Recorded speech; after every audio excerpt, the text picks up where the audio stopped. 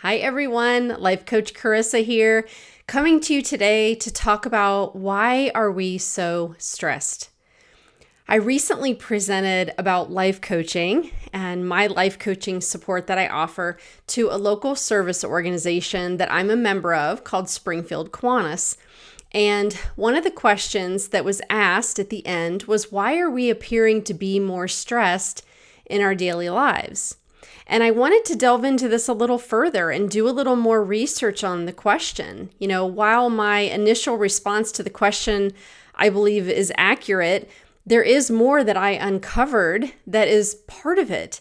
And when I shared my initial response to the person that asked that question, I had shared that, our tolerance for discomfort seems to be lessening over time, and we begin to view many things as threats or crises that need our attention.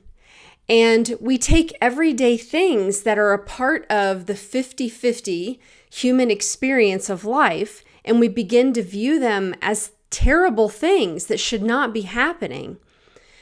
And it just creates this heavy discomfort in us. Social media certainly contributes to this because we are seeing and hearing information at a rate that we have never experienced before.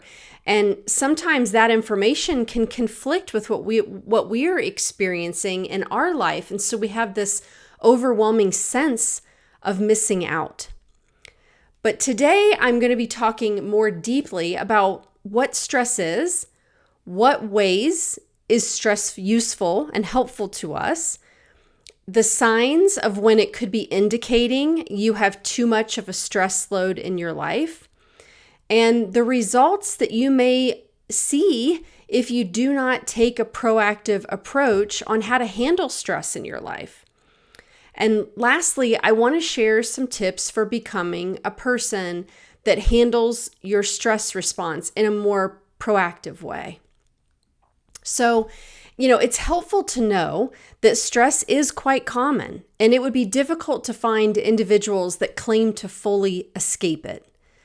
But I think we must look at why chronic stress is increasing at such a rapid pace over the years. I looked up some numbers, and in 2022, the American Institute of Stress reports that 80% of workers experience stress in their job. And in 2020, according to the American Psychological Association, 49% of adults reported that stress has negatively affected their behavior. So, with the trend that we're seeing with stress and our stress response and the way that our bodies are taking a toll, I think that whether you think you are in the category of stressed out or not, this information could be extremely helpful for you or a loved one, to know the signs of being overly stressed, to know when stress is harmful for us, and to know what you can do to ease the effects that stress will have on your physical and mental health.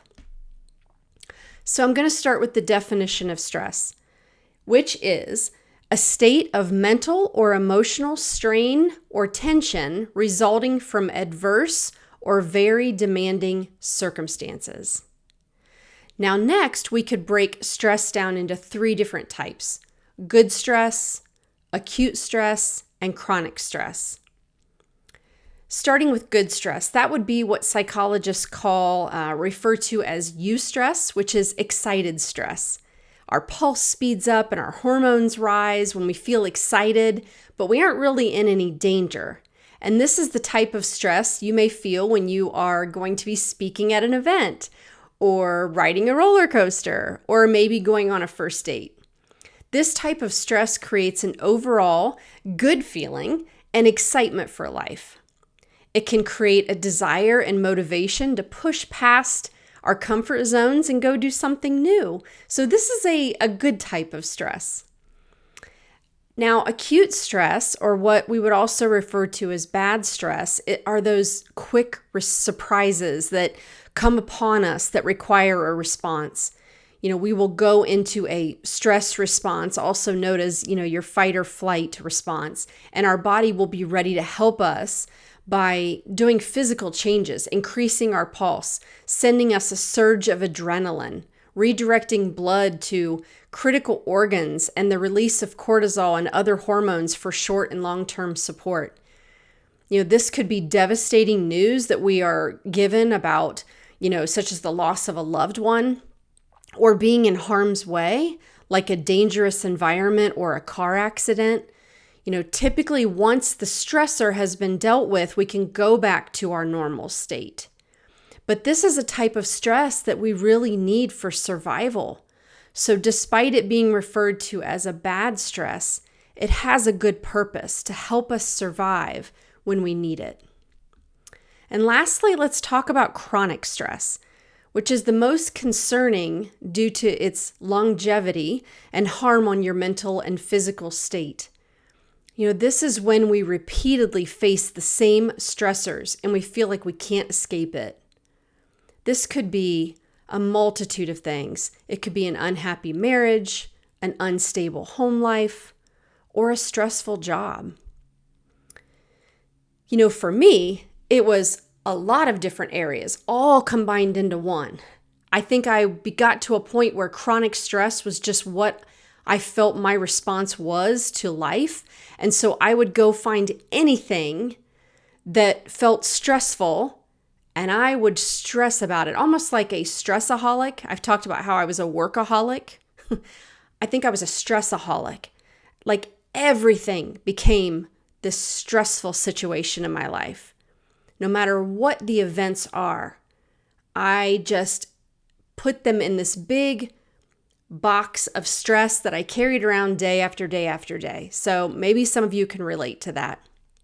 I could get into what those specific areas were and probably share a lot of different scenarios for you. But what I want you to do is look at your own life and look at what those areas are. And towards the end, I'll talk about some tips of maybe where to go next. But that's what it looked like for me. And it could come from a lot of different areas for a lot of different people. But, our bodies are not designed for chronic stress. And so therefore, it takes a toll on our mental and physical health. Long-term chronic stress can lead to the development of chronic disease or a mental health breakdown or crisis. My functional medicine doctor, who really was the beginning of my transformation story, Dr. Libby Wilson, had told me that my body had been in such a state of chronic stress for so long that it constantly felt like it was being chased by a tiger.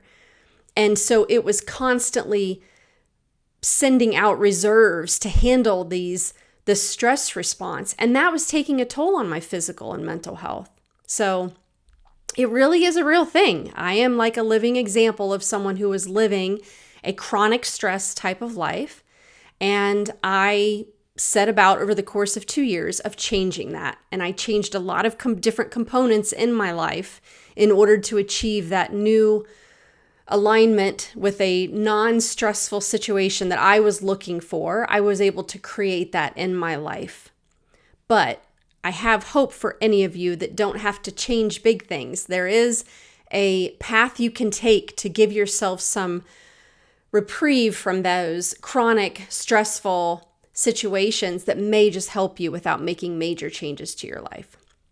So, aside from all the results that I already mentioned, it's important to also know that when people are stressed, they will tend to postpone choices, stay complacent with the status quo, or be distracted by all the inaccurate information that can be out there and avoid planning ahead. And these may seem like minor things, but these types of behaviors just feed back into the insecurities that we may already have coming from our thoughts.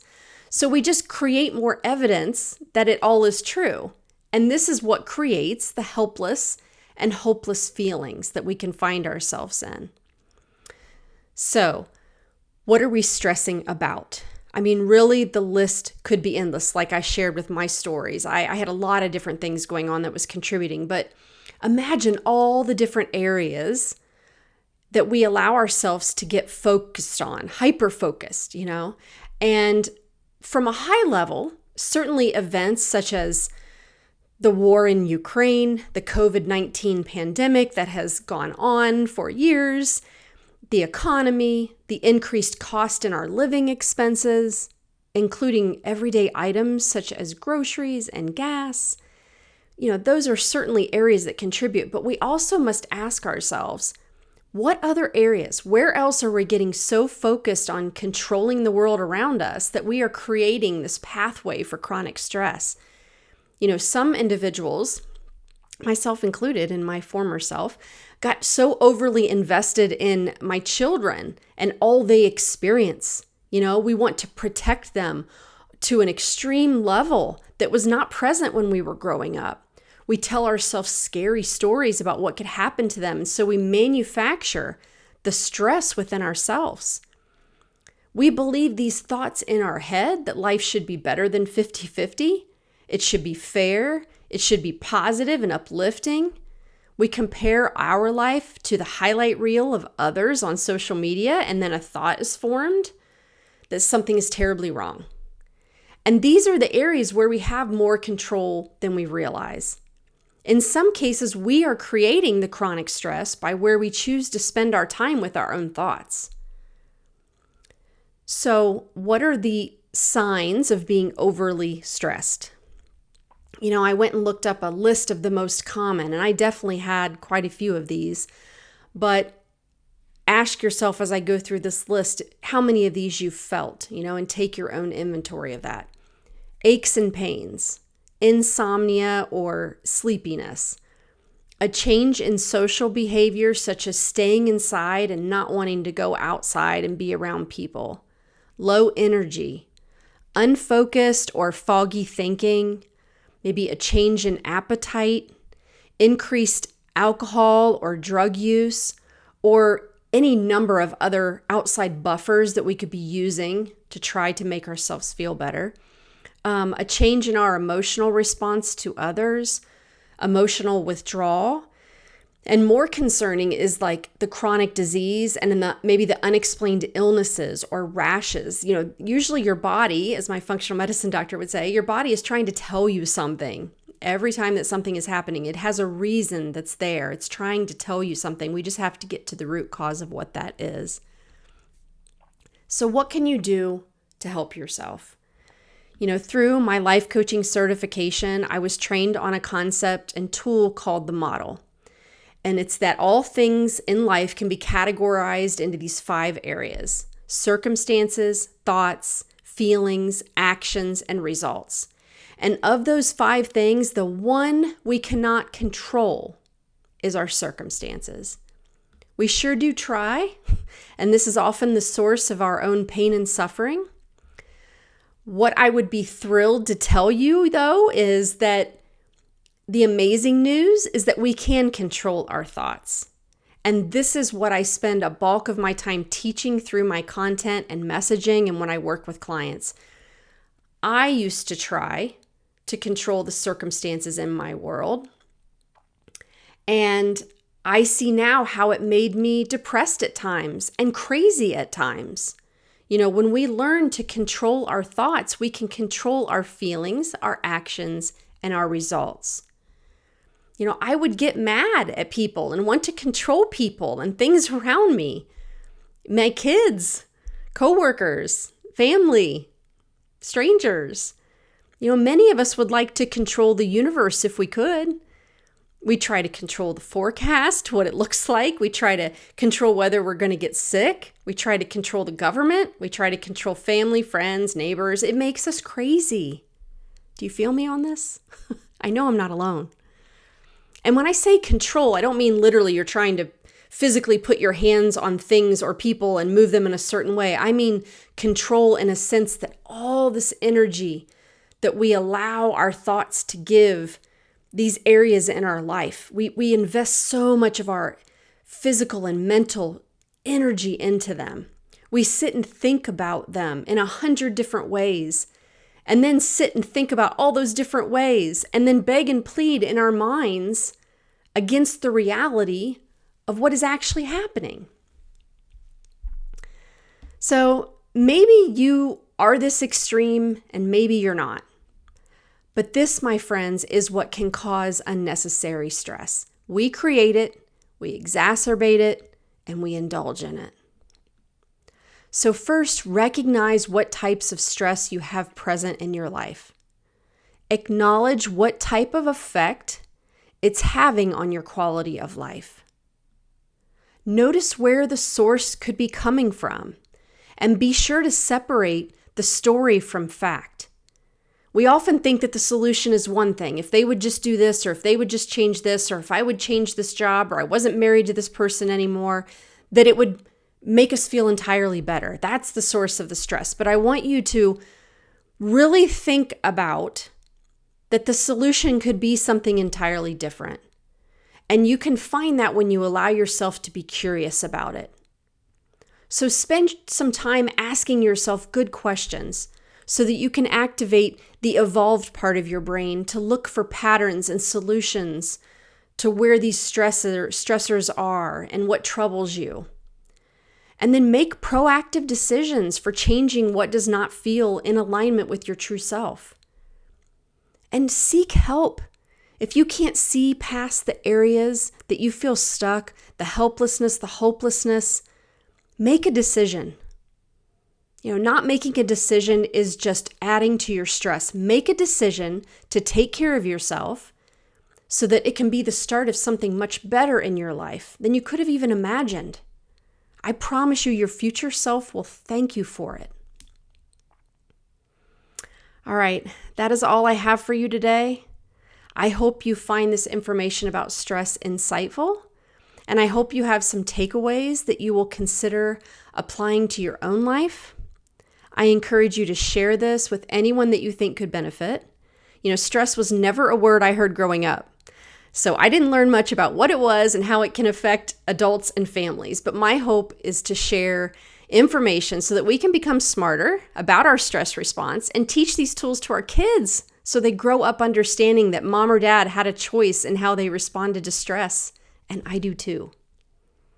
All right, thank you everyone for listening. As always, please subscribe to my channel to be the first to hear when new videos are released.